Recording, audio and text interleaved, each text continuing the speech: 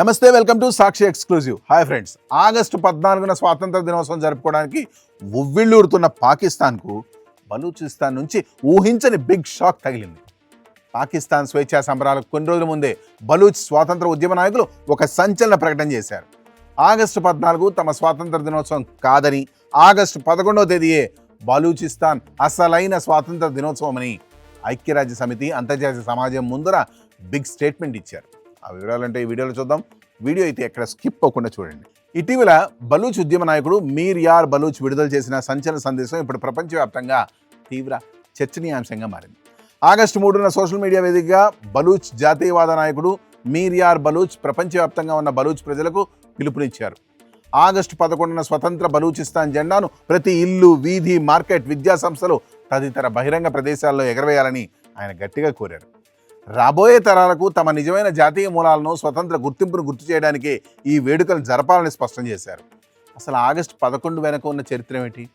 1947లో British పాలన ముగిసి భారత ఉపఖండం విడిపోతున్న సమయంలో ఆగస్టు 11న బలూచిస్తాన్ తమను తాము స్వతంత్ర దేశంగా ప్రకటించుకుంది. కానీ 1948 మార్చి నెలలో పాకిస్తాన్ సైన్యం బలవంతంగా బలూచిస్తాన్ని ఆక్రమించుకుంది.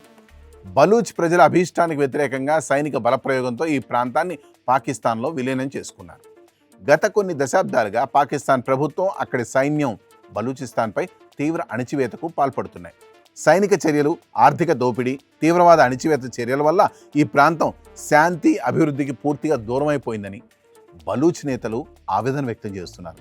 అంతేకాకుండా దక్షిణాసియాలో తీవ్రవాదానికి, అశాంతికి పాకిస్తానే ప్రధాన కారణమని బలూచ్ స్వతంత్ర ఉద్యమం తీవ్ర ఆరోపణలు చేసింది. 1948 బలూచిస్తాన్ ఆక్రమణ, 1971 తూర్పు పాకిస్తాన్ బంగ్లాదేశ్ ఉద్యమం, 1998 చాగాయ్ అణు పరీక్షలు, ఆపై కాశ్మీర్ అంశం, అలాగే ఆఫ్ఘనిస్తాన్ ఘర్షణల వెనుక పాకిస్తాన్ దుశ్చర్యలే ఉన్నాయని వారు ప్రపంచానికి ఎత్తి చూపారు. ప్రస్తుతం పాకిస్తాన్ ఉన్న రూపంలో ఉన్నంత వరకు ఈ ప్రాంతంలో శాంతి సాధ్యం కాదని బలూచ్ నేతలు స్పష్టం చేస్తున్నారు. దాదాపు 6 కోట్ల మంది బలూచ్ ప్రజలకు ప్రాతినిధ్యం వహిస్తున్న బలూచిస్తాన్ను ఒక స్వతంత్ర సార్వభౌమ దేశంగా గుర్తించాలని ఐక్యరాజ్య సమితితో పాటు అంతర్జాతీయ సమాజానికి వారు విజ్ఞప్తి చేసుకుంటున్నారు.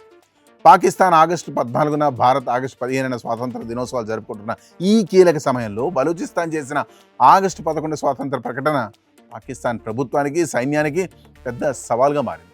సుదీర్ఘకాలంగా సాగుతున్న బలూచ్ జాతీయవాద ఉద్యమం ఇప్పుడు కొత్త రూపుదాల్చి అంతర్జాతీయ దృష్టిని ఆకర్షిస్తోంది. మరి బలూచ్ ప్రజల ఈ స్వేచ్ఛా పోరాటానికి ప్రపంచ దేశాల నుండి ఎలాంటి స్పందన లభిస్తుందో వేచి చూడాలి. That's all for today. This is Harkrishna signing off for Sakshi Exclusive.